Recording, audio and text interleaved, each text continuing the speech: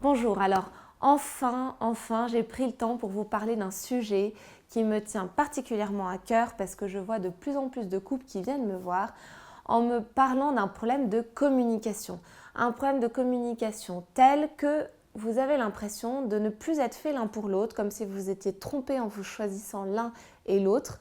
Et voilà, et que provoque ce problème de communication? Ça provoque des conflits dans le couple et des crises importantes dans votre couple.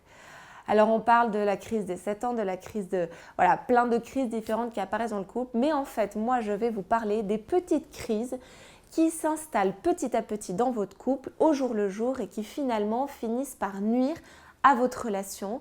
Pourquoi? Parce que vous faites de vos différences des conflits qui vont vous diviser, alors qu'on peut faire de ces différences un atout. Alors en fait, mon idée est de vous donner enfin une méthode, des moyens, des petites clés pour que vous arriviez enfin à communiquer de façon constructive.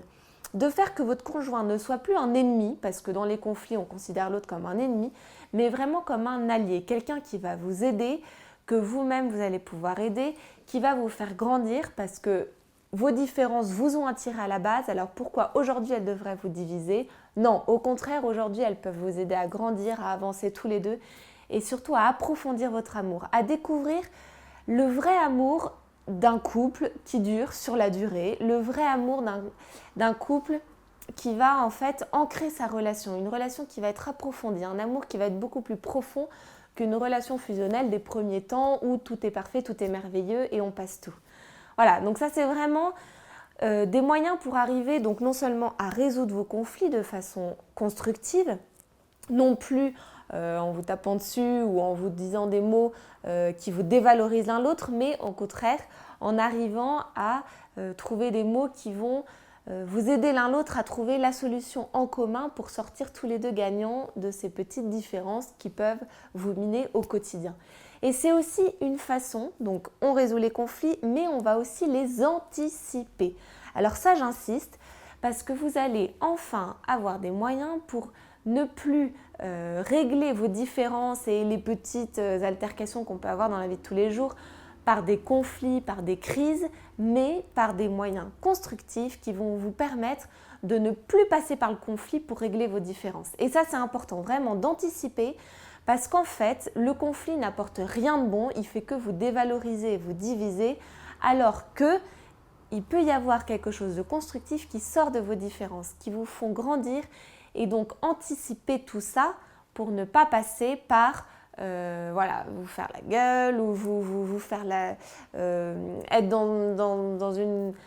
dans une dynamique où on ne se parle plus, on ne veut plus se voir, où c'est un silence total parce qu'on ignore l'un et l'autre. Non, là au contraire, on va se poser, on va comprendre l'autre et on va enfin s'écouter et communiquer de façon constructive. Alors pourquoi aujourd'hui on a tant de difficultés à régler nos conflits? Pourquoi on se retrouve souvent dans des impasses? Parce que finalement, on part du principe qu'à partir du moment où l'autre n'est pas comme on avait rêvé, c'est-à-dire un peu l'idéal du conjoint qu'on avait dans notre tête, parce qu'on vient tous avec un mythe familial, un mythe du conjoint qu'on a dans notre tête, finalement on découvre que l'autre n'est pas ce qu'on avait imaginé, et j'ai envie de dire heureusement, parce que vivre avec des clones, ce serait insupportable, et vivre avec quelqu'un parfait, ce serait aussi insupportable, parce qu'on aura toujours l'impression de ne pas être à la hauteur, voilà. Donc réjouissez-vous que l'autre ne soit pas parfait, je vous assure que ça apporte énormément dans votre couple.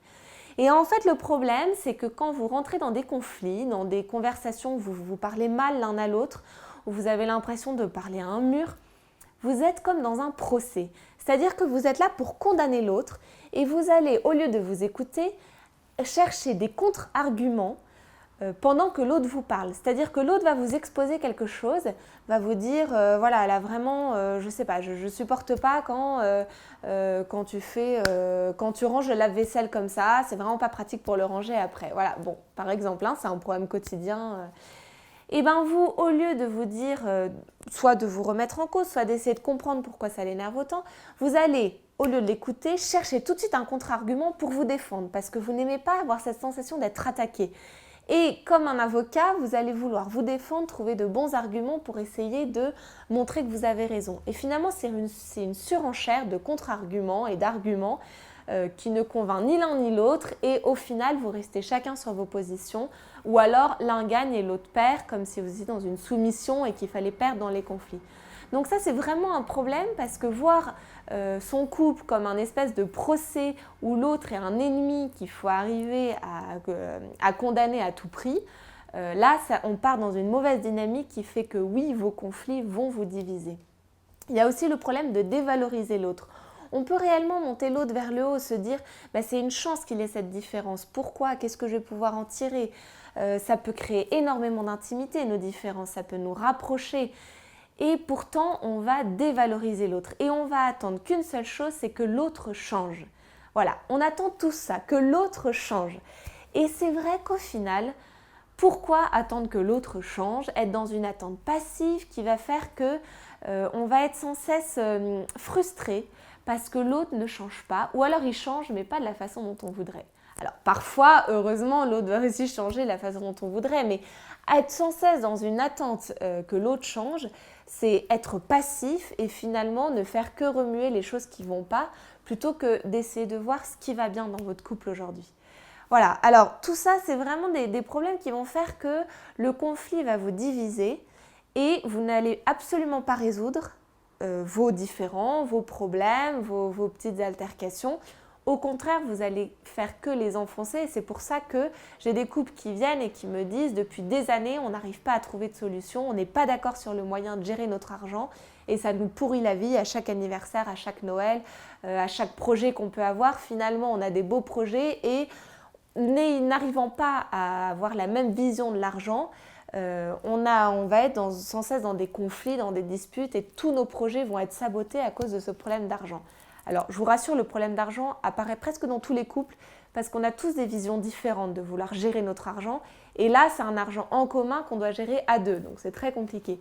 Et voilà, et même pour ça, pour ce genre de situation très commune, moi, je suis là pour vous apporter des moyens, des clés pour arriver à gérer ce problème-là, ces problèmes au quotidien, et ne pas les laisser vous envahir et qu'on n'ait plus deux humains, mais deux robots qui veulent défendre absolument leurs convictions. Alors, pourquoi je vous dis ça aujourd'hui? C'est pour vous faire prendre conscience, bien que, à mon avis, vous en avez tout à fait conscience et vous n'avez pas besoin de moi pour ça, mais voilà, maintenant que vous avez conscience qu'en effet les conflits ne font que diviser votre couple, moi je suis là pour vous aider à comprendre pourquoi on a des conflits dans notre couple. Je vais vous aider à comprendre quelle est l'origine de vos conflits, pourquoi tel conflit va apparaître dans votre couple alors que dans un autre couple il n'apparaîtra pas, voilà. Pourquoi on a toujours l'impression d'avoir des incompatibilités dans notre couple, comme si on n'était pas fait l'un pour l'autre. Il y en a même qui vont croire que réellement ils se sont trompés et que la seule solution est la séparation. Or non, tous les couples ont des incompatibilités, mais d'où viennent ces incompatibilités et quelles sont nos sensibilités qui font qu'on va être à fleur de peau sur tel point alors que tel autre point passera sans problème. Voilà, donc ça c'est vraiment important d'analyser tout ça et de bien comprendre pour qu'ensuite vous puissiez être capable de voir comment résoudre ça, comment arriver à communiquer, à vous écouter, à comprendre l'autre réellement parce que en fait, le fond du problème, c'est que vous ne vous comprenez pas dans le couple. Donc moi, je vais vous donner le moyen de vous comprendre, d'arriver à communiquer de façon constructive, à faire que l'autre devienne un allié et ne soit plus l'ennemi de votre procès, mais vraiment un allié. Partir avec l'idée que vous avez une solution, que vous pouvez trouver la solution à deux. Et enfin, arriver à voir comment ne pas tomber dans les dangers dans lesquels vous vous laissez piéger, soit depuis le début, soit depuis un certain nombre d'années, soit vous pourriez vous laisser piéger à l'avenir. Donc voilà, là, en sachant les pièges dans lesquels ne pas tomber, vous allez enfin pouvoir anticiper, ne plus tomber et prendre conscience quand vous sentez que là, vous avez envie de changer l'autre, que là, vous avez... tout un panel de pièges en fait. Vous allez vite en prendre conscience parce que vous aurez écouté toutes les petites choses dont je vais vous parler. Vous en prendrez conscience et donc vous ne tomberez plus dans ces pièges et vous pourrez enfin vous relever de vos petites altercations en étant plus fort et non pas en vous ayant dévalorisé, en vous ayant atteint l'un et l'autre. Voilà, donc vraiment, ça c'est important, c'est plein de petites choses qui sont en fait très simples et très concrètes. Et c'est tout l'intérêt du truc, hein, parce qu'on ne demande pas à tout le monde d'être psychologue ou d'avoir fait des années d'études. Bien que je pense qu'on devrait faire une petite formation avant de se mettre en couple, parce que c'est pas inné, hein, finalement, de vivre avec quelqu'un qui est différent. Mais voilà, donc là maintenant, puisqu'on ne nous offre pas cette formation, puisqu'on ne nous apprend pas à vivre en couple, moi je vais vous donner ces petits moyens parce que je trouve ça trop dommage qu'aujourd'hui le couple ne tienne plus, qu'on passe par de nombreux divorces, alors qu'au final, si on anticipe les choses, si on sait résoudre les choses, on pourrait éviter tellement de souffrances, on pourrait éviter de faire souffrir un certain nombre d'enfants et surtout de nous faire souffrir nous et d'être en quête d'un amour qui nous semble vain et qui ne semble plus exister aujourd'hui, alors que c'est juste qu'on vit dans une illusion que le couple devrait être parfait et devrait tout le temps bien fonctionner. Alors tout ça pour vous dire que vous pouvez cliquer sous le lien ci-dessous pour avoir accès à 1h50 d'enregistrement que j'ai fait pour vous. Ça fait un certain nombre de temps que je travaille là-dessus parce que c'est vraiment un projet qui me tient à cœur, donc j'ai pris du temps avant de vous l'offrir. C'est 1h50 d'enregistrement, ça peut vous paraître long, mais je vous assure que 1h50 d'enregistrement pour des années que vous pouvez sauver ou que vous pouvez rattraper, c'est pas grand chose et ça vaut le coup. Vous avez accès à cet enregistrement que vous pouvez écouter de chez vous. Si vous avez des longs trajets, vous pouvez les rentabiliser en écoutant tous ces petits moyens, ces petites astuces, ces petites clés. Et vous pouvez aussi, si vous le souhaitez, ça vraiment j'insiste, je reste toujours disponible. Je consulte certes dans mon cabinet, mais on peut aussi avoir un rendez-vous au téléphone. Si vous pensez que cela peut vous aider, si vous pouvez peut-être du coup plus personnaliser aussi cet accompagnement, si vous avez des questions personnelles à me poser, je suis toujours disponible. Donc vous pouvez prendre des rendez-vous au téléphone et je serai toujours là pour vous écouter et pour vous apporter les réponses dont vous auriez besoin. Donc je vous retrouve tout de suite dans cet enregistrement, peut-être au téléphone. Et je vous souhaite bon courage et surtout ne vous démoralisez pas et ne vous découragez pas parce qu'il y a des solutions et je vous assure que votre couple est le mieux qui soit puisque vous l'avez choisi, vous l'avez construit. Donc continuez à le construire et réjouissez-vous encore une fois que l'autre soit différent.